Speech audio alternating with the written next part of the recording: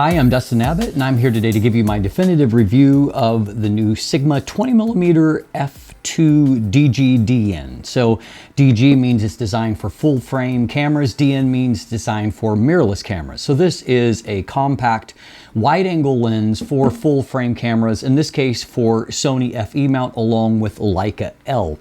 I'm reviewing it on the Sony FE mount, though I suspect, as we'll see in the wrap up of today's review, that this is a lens that may be a little bit more intriguing for those of you that are shooting on the Leica L platform for reasons that we'll detail as a part of this review here today. This lens is a part of Sigma's iSeries, and the iSeries comes under their contemporary branding, though it is at a much higher level of build than the typical contemporary branded lens. Their design here is to make these lenses as compact as possible, and while still allowing them to be very tactile, very beautifully made, which I believe that they really have achieved as a part of this series. So we're going to detail both the good and the bad as a part of this lens review today. But first of all, a word from our sponsor, Exter. Today's episode is brought to you by Exter, maker of fine smart wallets and other premium accessories. The Exter Parliament wallet is slim and elegant, made from top grain leather, and has a built-in aluminum card holder that blocks RFID signals and fans out your cards at the click of a button for easy access. You can even add one of their slim, solar-powered Chipolo tracking cards if you're the kind of person who loses their wallet. Visit Exter, that's ekster.com/Dustin Abbott for a special discount off their beautifully crafted wallets, phone cases, and even laptop sleeves. Visit ekster.com/Dustin Abbott and find out why Forbes magazine calls Exter the most successful smart wallet brand in the world. I've been a fan of the iSeries design philosophy with its all-metal construction, attention to detail, and beautiful handling. The Sigma 20mm f2 DN is both aesthetically and functionally pleasing. This is an extremely compact lens with a 70mm diameter and a 62mm front filter thread, though I will note that 62mm isn't a particularly common filter size, so expect fewer filter options. The lens is 72.4mm in length and weighs 370 grams. The Sony 20mm f1.8G is slightly longer at about 85mm, but has an almost identical 373 gram weight. The build quality here is much higher than the typical contemporary branded lens, with even the lens hood being made of metal and with a more premium feel than most lens hoods. The 20mm DN has an aperture ring with 1/3 stop detents. You can also put it in automatic mode if that's your preference. It comes with an AF/MF switch on the side, which I always prefer. The manual focus ring has a nice feel to it, and Sigma has done a good job emulating traditional manual focus.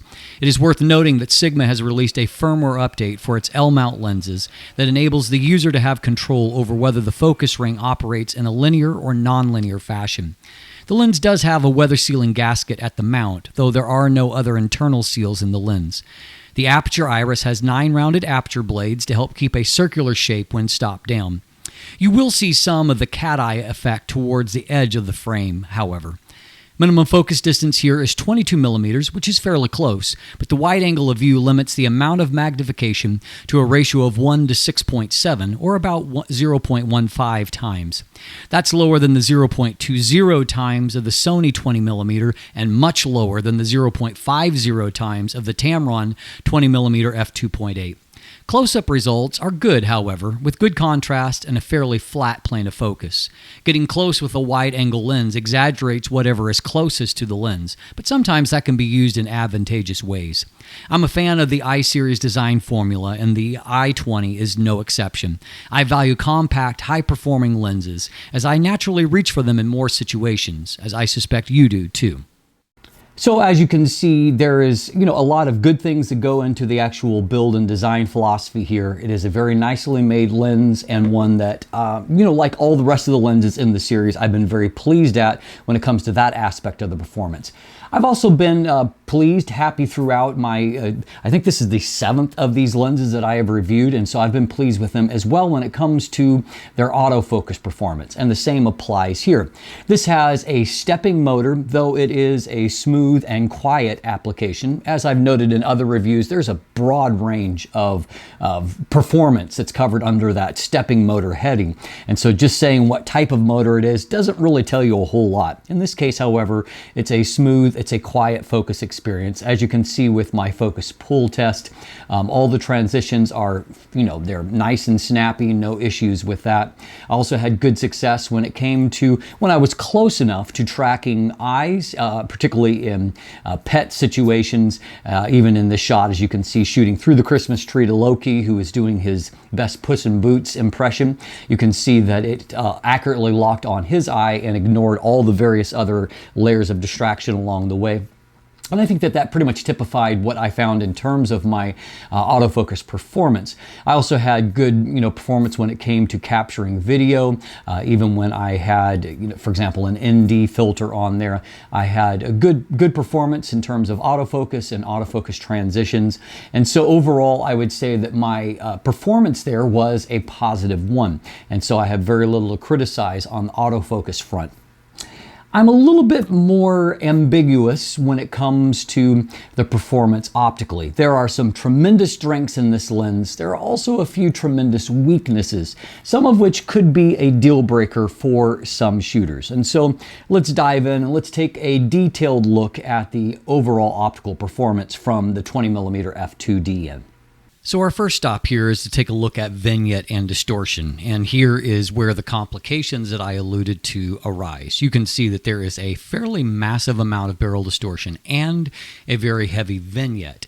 Now on the right side you can see my attempt to manually correct, and you can note that there is a very definite mustache pattern that is left. So this is not a linear type correction, so it's really going to need a standard profile to correct for it. Here on the right, I have put the out-of-camera JPEG, and so you can see that it has been corrected, but even still, you can see correction is not 100% clean, and there's definitely more vignette that remains there than what I would like.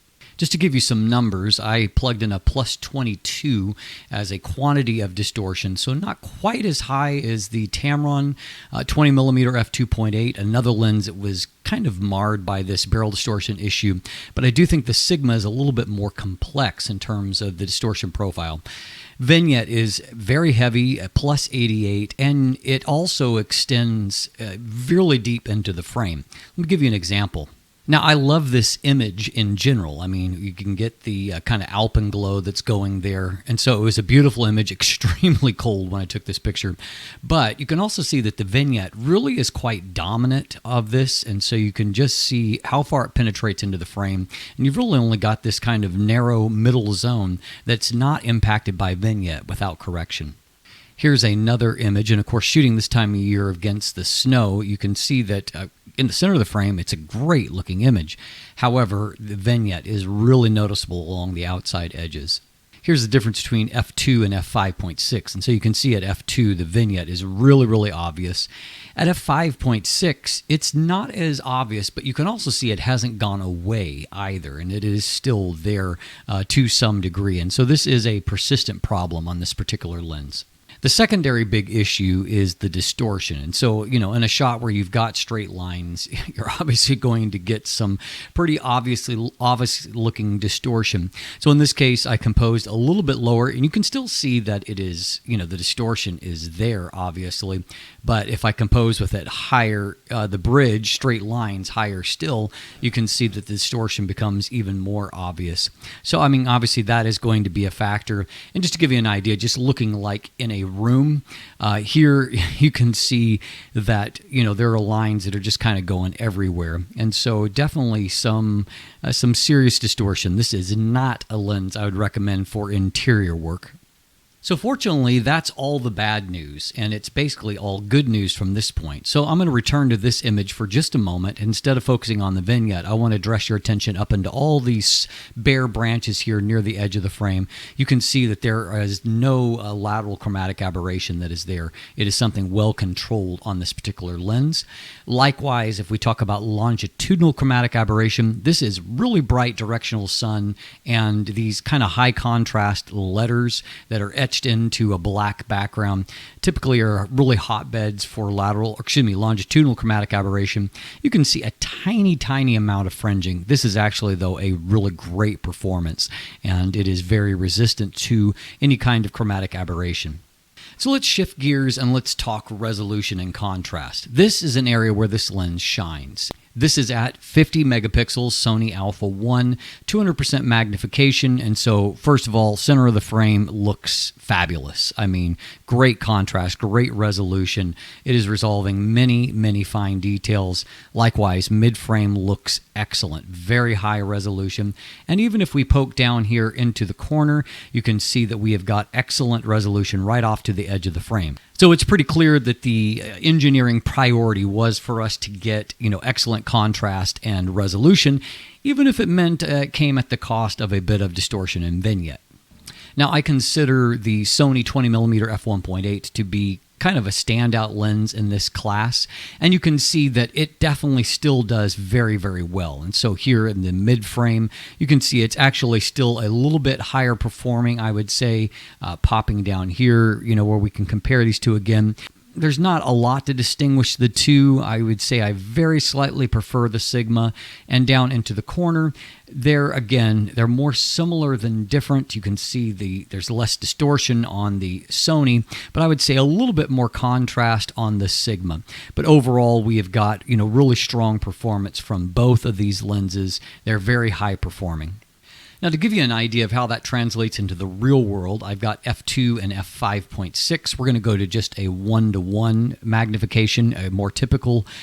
So we can see, looking towards the infinity here, there might be arguably a hair more contrast in the plane of focus, which is, towards infinity. But really, there's not much difference between these two results. At f2, it is almost as sharp and has almost as much contrast as what you get at f5.6. That's really, really exceptional. Also here in this shot of Loki, if we zoom into a pixel level, I mean, look at how fantastic that contrast is and, resolution. That's beautiful, beautiful work. So if we look at the lens top down, in this case to f2.8, we've already hinted at the reality that the lens is so exceptionally good wide open. There's not going to be a huge room for improvement. We do see a little bit of improvement here in the mid frame. Down into the corner, you can definitely see some improved contrast, and it's not as heavily marred by vignette, even though I have lifted the vignette somewhat already. You can just see a brighter end result. So it looks better, definitely. Stopping on down to f4, we can see that it looks better still in terms of that contrast, but not hugely different. But there is some improvement comparing wide open to f4. You can definitely see that improvement.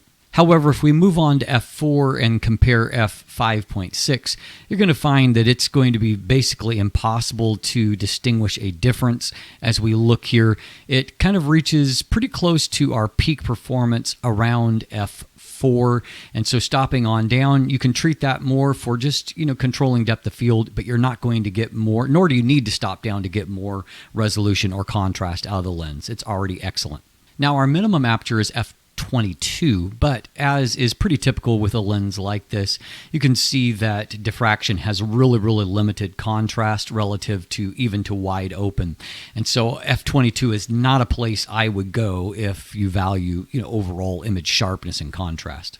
Now, we mentioned the minimum focus distance and maximum magnification previously. I'll give you a quick look at how the actual image quality looks. I'm actually surprised that we have as flat a plane of focus as what we have here, considering the amount of distortion in the lens. But this up-close performance is really quite good. And here's a real-world example, and you can see that the contrast and delineation of the detail on these snowflakes is really exceptional. And of course, the great chromatic aberration control further helps that. So how about the coma performance for shooting the night sky? Well, we know already that this is an extremely sharp lens, and so the good news is that star points are really, really crisp and delivers a good performance. And you can see as we come out towards the edge, there's not a lot of coma to see either. Star points are staying fairly circular and everything looks pretty good. The downside here, of course, is going to be that vignette that really gives you a very uneven lighting of the night sky. And the problem is when you're working in dark conditions like this, you can certainly introduce some additional noise if you have to really raise those shadows.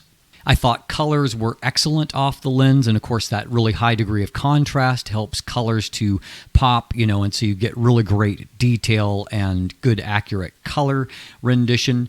Another example here, it's a beautiful image, and where you can get away from that distortion like a more traditional composition like this where we've got pretty close to the middle of the frame in terms of our horizon, helps to minimize that distortion. And the byproduct of that is an image that just really looks gorgeous. Also very important in a wide-angle lens is resistance to flare, and I felt like this lens also did a great job in that. Very little ghosting, very little loss of contrast. You got a little tiny bit of a ghosting artifact here, but I don't think that is damaging at all. It actually adds a little bit of character to the image. Here, very early morning sun, very directional. I thought that, again, it's handling that perfectly. And even stop down to f11, you can see that there's very little negative impact to the image here. You also get a look at the sunburst effect. We'll finish off with just a couple more images. Again, here with this kind of composition, you can see that it's not as negatively impacted by the distortion. So again, if you compose properly with the image, or with the lens, you can get the kind of images you want out of it. And if you just shoot more typical landscapes like this, it's mostly all good here. I mean, lots of resolution and contrast, great color, and of course that compact optic makes it easy to bring along.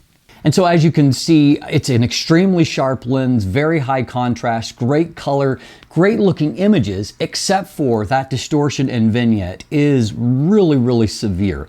And so it reminds me in some ways of when I did the review of the Tamron 20mm f2.8 for Sony as well. And that, again, that lens was incredibly sharp, but it had even more barrel distortion, a little bit more in terms of quantity, although here the distortion is actually a little bit more complex than what we saw on the Tamron. And so that could be a real factor depending on your photography style. And of course, the very heavy, persistent vignette is going to be another factor. In this case, it's clear that Sigma's engineers prioritized keeping the lens compact, which gets harder and harder to design for as you go wider, as we did in this case, which is the widest lens here in the series. So, as I noted in the intro, I think that this lens is one that may be more attractive on the Leica L front. And the reason why I say that is that I'm not overly familiar with Leica L mount myself, but using one of my contacts, I had them check out the various options. They're more familiar with the platform, and there really isn't a lot to choose from when it comes to this particular focal length, and certainly not at this price point and this compact size. And so there are a number of compact, Leica bodies that this could be an attractive option for, and that of course includes those, those 5 people that are using Sigma's own FP type bodies. But the other reason why I think that it might be more attractive on the Leica L front is that this lens prices in at about $699 US. You have at about $899 US the excellent Sony 20mm f1.8 G lens, which I gave a very glowing review to a couple of years ago, and I consider it to be an excellent lens. It's not a whole lot bigger than this lens. It is a little bit longer, but it weighs 3 grams, only 3 grams difference. So it's also a compact lens, but it doesn't really have the, the optical downsides that this particular lens does, and it shares a lot of its optical strengths. And so if your budget extends to the Sony and you're shooting on the Sony platform, obviously, I think it might be the more attractive option. However, on Leica, where there are few options, I think that this is going to be a welcome addition. And of course, the reason why we have correction profiles is to help to deal with some of the optical flaws that aren't solved in a compact lens like this. Remember, at the end of the day, this lens, Sigma does have a 20mm f1.4. This lens is pretty close to being a third of the weight and, over less than half the size. And so its sheer compactness is going to be attractive to some shooters, particularly those of you that just really like what Sigma does. So at the end of the day, I don't think it's a bad lens. It has some great strengths, but it does have a few serious flaws that might be a turnoff for a few of you. I'm Dustin Abbott, and if you look in the description down below, you can find linkage to my full text review, also to an image gallery if you want to see more photos. There are buying links there, though, because this lens is just being announced the day I'm releasing this video. It means that those buying links might take a little while to populate with some of the retailers, but I always appreciate those of you that use those links to purchase, as it does help to support this channel and cost you nothing additional. There's also linkage to follow myself or Craig on social media, to become a patron, to sign up for my newsletter, purchase channel merchandise, and of course, if you haven't already, please click that subscribe button right here on YouTube. Be sure to ring that bell so you get notification when new content drops. Thanks for watching. Have a great day, and let the light in.